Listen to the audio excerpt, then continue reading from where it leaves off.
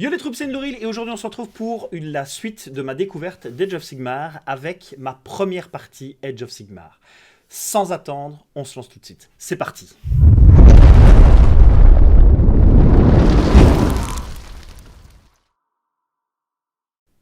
Alors, comment s'est déroulée cette partie? Donc, il faut savoir que j'ai joué exactement la liste qui était prévue, donc la liste que je vous avais présentée dans le Road to AOS numéro 3. Voilà la vidéo précédente de cette série. Et j'ai affronté les nouveaux vampires d'AOS, donc via TTS, puisque, donc Tabletop Simulator, vu que actuellement c'est compliqué de pouvoir faire des parties en réel. J'ai affronté Antoine Bolland, que je salue et que je remercie pour la partie parce que c'était une partie d'initiation.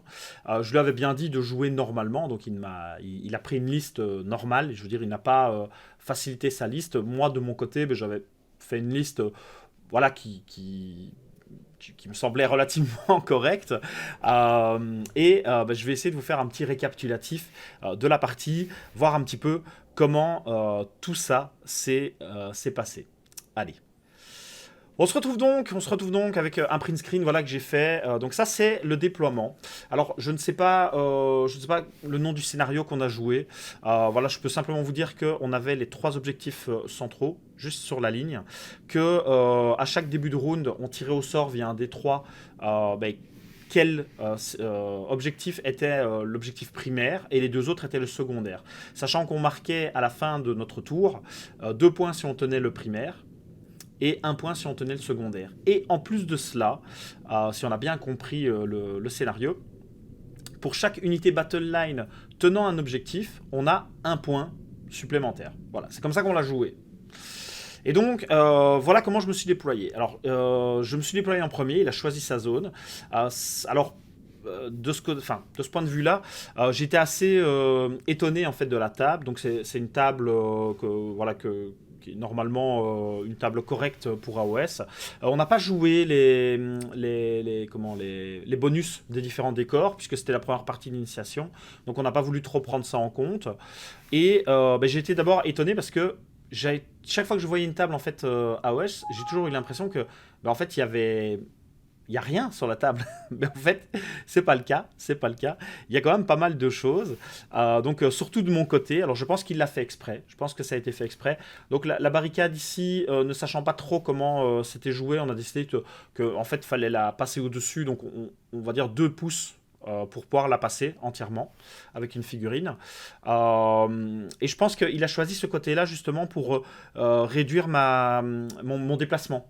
Parce qu'il ne savait pas trop, je pense, comment se déplaçaient les Iron Joe. Donc moi, quelle a été mon idée?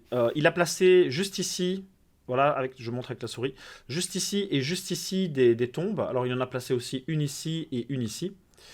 Et donc je lui ai demandé à quoi ça servait. Donc en grosso modo, il peut à 12 pouces de la tombe faire apparaître une unité. Sauf qu'il doit être à plus de 9 pouces de moi. Donc je me suis dit, le mieux, comme il a quand même des unités avec pas mal de volume en termes de socle, je parle pas mal de figurines, je me suis dit, je vais placer une figurine ici et une unité là, de façon à l'empêcher de pouvoir arriver dans mon dos. Donc ça, c'est la première réflexion que j'ai eue au niveau de mon déploiement, c'était ça. Donc j'ai pas placé d'abord les unités de mon bataillon, sachant que de toute manière, j'avais moins de pause que lui. Donc lui n'avait pas de bataillon. Donc je me suis dit, je vais placer comme ça. Donc j'ai placé mon personnage, le Fun Gold, donc le petit caster Gloompit. Je l'ai placé juste ici, étant donné que les sorts qu'il allait pouvoir lancer, à savoir le sort persistant, les petites araignées, il n'a pas besoin de ligne de vue, puisqu'elles apparaissent où on veut sur la table, et donc elles allaient me permettre de bloquer. Donc je me suis dit, je vais le mettre là, il pourra rester là pendant toute la game, ça obligera mon adversaire, s'il veut venir le chercher, à faire des passages au-dessus de la barrière comme ça. Donc au final c'est tout bénef pour moi. J'ai volontairement décidé d'occulter en fait à aller prendre en fait cet objectif là pour la simple bonne raison que il est relativement isolé, je dois passer une barrière, je dois pouvoir faire un gros mouvement pour aller le chercher, sachant que le déploiement s'arrêtait justement ici. Voilà, 12 pouces, même chose, 12 pouces ici, c'était comme ça, un rectangle. Donc je me suis dit, voilà, là, il sera bien, il castera son sort persistant à chaque tour s'il faut, il me rapportera des CP, il sera pas one-shot par une unité, mon adversaire n'a pas de tir, donc grosso modo, je serai relativement tranquille. Donc ça a été le premier choix, qui je pense était relativement correct. En milieu de table, en fait, j'ai décidé de mettre l'Egor Grunta placé juste ici. Alors ça, c'était ma première erreur, je pense, parce que clairement, j'aurais mieux fait de placer Megor Grunta tout à gauche, avec une unité d'Hardboy. Pourquoi? Parce que ça allait me permettre d'avoir vraiment un axe sans décor, sans gêne ou quoi, pour vraiment pouvoir avancer, sachant que au final, les six Gorgrunta, ça prend de la place. Ça prend de la place. Donc ça, je pense que c'était une de mes erreurs.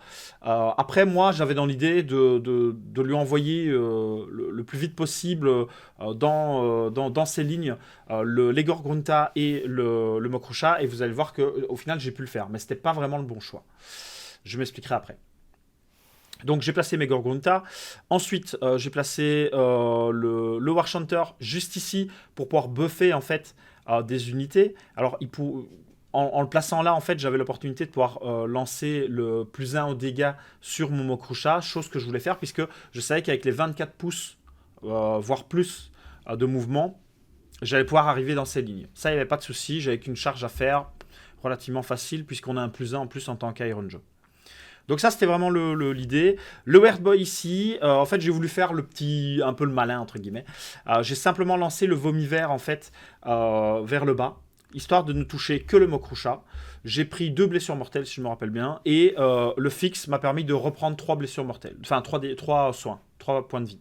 Du coup, mon Mokrusha n'a pas perdu de vie sur la partie, et j'ai pu faire un mouvement d'un D6 en plus, ce qui m'a permis donc à la fin de la phase de héros, ce qui m'a permis de faire un Mighty Destroyer pour arriver en milieu de table dans l'objectif. J'ai fait un deuxième Mighty Destroyer, mais cette fois gratuitement grâce au boss du bataillon, puisque c'était le chef des Gorgunta, pour arriver aussi milieu de table. J'étais pas trop gêné. Avec le D6, j'ai pu avancer pour pouvoir laisser vraiment la place en fait à mes Gorgunta. Et à ma phase de mouvement, mes Gorgunta ont avancé pour arriver, pour aller se placer. Donc ça, c'est ma phase de move. Bon, c'est assez sommaire, ça utilise les tricks potentiels des Iron Joe. C'est ce que je voulais surtout dans cette partie, c'était vraiment voir si je maîtrisais les War Scrolls et les possibilités en fait de mon armée. Après, d'un point de vue tactique, je ne connaissais rien du tout de l'armée adverse, je ne m'étais pas du tout renseigné avant. En plus, c'est un nouveau BT. Donc voilà, je ne connaissais pas les unités, je ne savais pas qui faisait quoi et ainsi de suite. Alors, on joue sur TTS, donc ici vous voyez un Dread. Je pense que c'est un Dread Custodes de 40k. C'est tout simplement pour avoir la taille de socle parce que la figurine n'était pas encore disponible. Ça correspond à la nouvelle figurine qui est disponible à partir de samedi, si je ne me trompe pas. Anoukar, je pense. Le grand mec de loup avec deux petits mecs sur le socle. Voilà, les 15 Hardboy ici, en fait, vont servir. Enfin, c'était l'unité que je comptais envoyer faire un TP. Et avec l'unité ici, j'allais tout simplement basculer pour aller prendre l'objectif, tout en maintenant la tombe pour l'empêcher d'arriver dans mon dos. Ça, c'était vraiment le plan général, on va dire, de ma liste, avec les autres Hardboy qui allaient avancer. Donc ceux-là TP, ceux-là vont avancer tout doucement pour prendre l'objectif 2, une fois que les Gorgrunta et tout allaient mourir. Voilà, ça c'était l'idée de mon plan. Alors, j'ai eu le T1, et donc fin de son tour, je pense. Non, c'est fin de mon tour. Oui, c'est fin de mon tour. J'en suis là. Voilà, j'en suis là. Donc effectivement, le TP j'ai pas réussi à faire le TP. Voilà. Je pense qu'il me l'a cancel, je pense. Je me souviens plus. Mais donc, j'ai fait tout simplement le mouvement avec les Iron Joe ici. Je les ai fait courir. Ici, même chose, ceux qui étaient un petit peu en retrait. Lui est resté donc à sa place pour maintenir la tombe. J'ai placé, ça aussi, le sort persistant. Donc, les araignées, je les posais ici, de façon à bloquer, en fait, mon adversaire. Sachant que, s'il n'arrivait pas à dispel le sort persistant, il allait être bloqué avec ses squelettes et il n'allait pas pouvoir aller chercher l'objectif ici.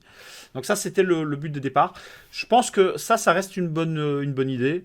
Mais j'aurais pu aussi très bien le faire ici pour essayer de le bloquer un maximum Sec Knight, voire l'empêcher avec Sec Knight d'arriver en fait, enfin de me charger avec, enfin de me charger Gorgunta au tour suivant. Après, bon, voilà.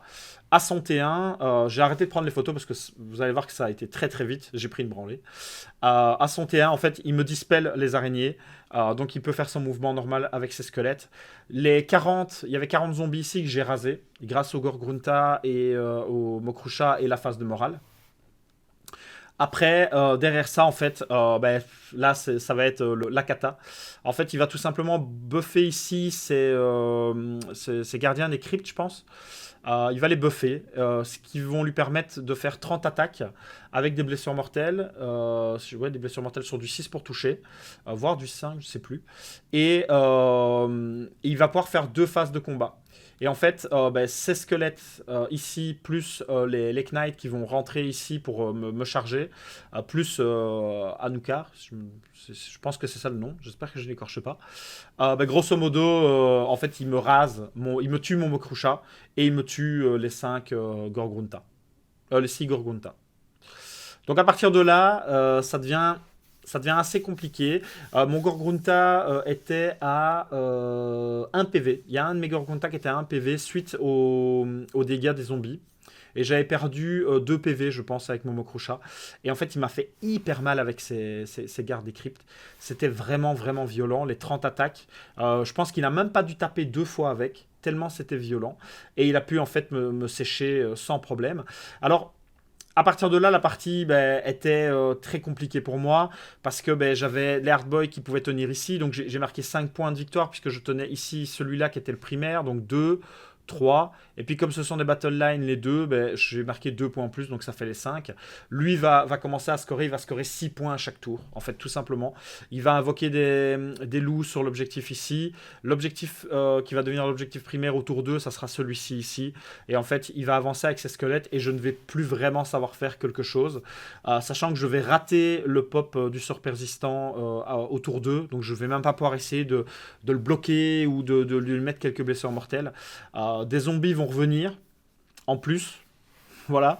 Et donc, en fait, ça, à partir de là, ça va vraiment être compliqué. Mes Hardboys vont mourir à petit feu. Moi, je ne vais plus du tout tenir d'objectif parce qu'il sera simplement beaucoup plus nombreux sur l'objectif. Et à partir de là, ça va vraiment être compliqué. En fait, ce que j'aurais dû faire dans l'idéal, c'est premièrement attendre. Ne pas foncer tête baissée avec mes 2 unités qui font vraiment des dégâts, en fait. Parce que, grosso modo, les seules unités qu'il a qui se déplacent assez rapidement, en fait, c'est les Knights. Et le reste se déplace très lentement. Donc, en jouant sur le sort persistant et en les laissant arriver, bah, en fait, il aurait été obligé pour scorer des points. Moi, déjà, j'aurais pu scorer plus de points parce que j'aurais pu tenir les objectifs beaucoup plus longtemps. Là où, en fait, je lui ai servi de tremplin pour pouvoir faire une charge et m'arriver dessus en fait très rapidement. Parce qu'à partir du moment où il me charge avec ses squelettes, il arrive déjà ici, la console de 3 pouces, la phase de mouvement suivante, et en fait à partir de là, il commence à prendre la map et c'est terminé, quoi. Donc je lui ai vraiment servi de tremplin avec ces 2 unités-là, et en fait, comme ce sont en plus mes unités importantes, ben, il a pu se faire plaisir pendant la game, et ça malheureusement, ben, ça m'a porté préjudice. Mention spéciale au personnage, hein, qui met des malus à la blesse, si je ne me trompe pas. Enfin, c'est vraiment très très compliqué. C'est vraiment très compliqué d'aller de gérer dans cette configuration-là, dans la manière que j'ai joué. C'était vraiment la cata. Alors, grosso modo, j'ai relativement apprécié la partie. Parce que j'ai pu voir en fait que, ben, premièrement, je maîtrise, je pense, le Battle Tome. Euh, c'est plus les tricks, la manière de jouer en fait une armée. Quelle que soit l'armée, je pense que j'aurai les mêmes problèmes.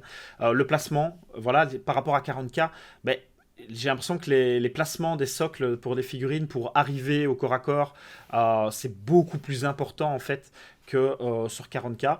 40K, ben, la première ligne va taper et la deuxième, enfin, s'il y a une figurine à 0,5 pouces d'une autre figurine, elle peut taper. Ici, c'est pas le cas, c'est les 2 pouces de portée. Et en fait, bah, suivant comment sont mis mes Gorgrunta, bah, je ne peux pas taper. Tout simplement. Et je pense que ça, il faut vraiment que je joue en fait pour appréhender ça un petit peu mieux. Parce que, comme on l'a vu sur le print screen que j'avais pris, ben, en fait, on se rend compte que ben, comme j'ai 2 lignes de Gorgrunta, même si je tape à 2 pouces avec mes Gorgrunta, ben, voilà, je me suis retrouvé en fait à ne pouvoir taper qu'avec 3 Gorgrunta sur l'unité de zombie par exemple. Alors elle a sauté au moral, le Mokrucha a fait un carton plein, mais clairement, je pense qu'il y avait beaucoup mieux à faire en optimisation parce que j'ai pas exploité complètement l'unité et ça, ben, voilà, malheureusement, ici ça ne change pas grand chose parce que j'aurais mieux fait de ne pas foncer dans le tas, mais voilà, grosso modo, c'est vraiment quelque chose que je vais devoir apprendre. C'est vraiment le jeu, en fait, les règles de base et le placement, la manière de se déplacer. L'air de rien, c'est. On a beau connaître son BT, en fait, parce que j'avais beaucoup lu le BT en prévision de la partie, et pour enchaîner, en fait, correctement les tricks et ainsi de suite. Mais sincèrement, voilà, je me rends compte qu'il y a des choses, il y a vraiment des choses à améliorer de ce point de vue-là. J'ai vraiment été étonné aussi par ben, les décors. Il y avait beaucoup de décors, je trouvais. Je ne sais pas si c'est la map qui était un petit peu trop, ou voilà, de ce que j'ai compris, a priori, la map était très bien. Donc, pas de souci par rapport à ça. Mais donc voilà, c'est des choses que je vais devoir appréhender. Il y a des choses que je pensais, que j'imaginais en fait sur Age of Sigmar. Et en fait, j'étais complètement à côté de la plaque, c'est normal. On découvre, on est là pour ça. Mais j'ai vraiment en tout cas pris du plaisir à jouer au jeu. C'est vraiment totalement différent. Le fait de faire ses attaques et ensuite de taper en fait de taper blessé et touché sur base d'un jet qui est prédéfini au départ, sauf s'il y a des malus qui rentrent en ligne de jeu. C'est très déstabilisant aussi. Là où 40k, ben, on a une valeur de résistance de l'unité qui en fait est complètement biaisée dans Age of Sigmar parce que suivant comment, enfin c'est l'adversaire qui va définir comment il va nous blesser. Là où 40k, ben, il y a des caractéristiques chez nous et des caractéristiques adverses qui vont faire qu'il y aura un résultat. Donc c'est vraiment très déstabilisant et ça je pense que c'est des choses que je vais devoir découvrir au fur et à mesure de mes parties. J'ai vu aussi que j'avais aussi beaucoup trop de CP parce que donc je commençais avec 1 CP grâce au point de Dagba, je gagnais 1 CP au début du tour, je gagnais 1 CP pour mon bataillon, donc je commençais avec 3 CP. J'ai réussi à générer 1 sur 2 CP grâce à mon Weird Boy et mon Gloompit qui peuvent sur un 4+, générer un CP. Mais j'ai généré 1 CP en plus, donc j'en avais 4. J'en ai utilisé 2 et en fait ben, on se rend compte que j'en n'utilise pas assez, sachant que limite j'ai fait trop de mouvements, donc j'aurais très bien pu ne pas en utiliser pendant mon premier tour, euh, puisque j'ai le bataillon Iron Fist. Donc ça c'est vraiment des choses que je vais devoir voir, modifier avec la liste, parce que trop de CP, c'est bien les CP, mais trop de CP, c'est voilà. Maintenant j'ai pas fait une partie complète, donc pour le moment je reste sur cette liste-là. J'ai des parties qui sont prévues pour encore tâter un petit peu, être un petit peu moins tête brûlée, et on verra ce que ça donne. Voilà, en tout cas, je vous remercie de m'avoir écouté. Je vous invite à mettre un pouce bleu sur la vidéo, à commenter, me donner des conseils. Si vous avez, donnez-moi des conseils par rapport à l'apprentissage des Battle Tomes, parce que ça, c'est très important, je pense. Sachant que je viens de 40k, donc je ne connais vraiment rien à Age of Sigmar. Et donc, n'hésitez pas à mettre des conseils, des commentaires en dessous de cette vidéo. Et je vous invite à vous abonner aussi si ce n'est pas le cas. Voilà, on essaye de sortir des vidéos. Je ne suis plus tout seul maintenant. Vous le voyez, il y a Quentin qui commence à sortir des vidéos. Et voilà, il y a pas mal de changements qui se profilent. Mais pour le moment, je n'en dis pas plus. Allez, je vous dis à tous à la prochaine et prenez soin de vous.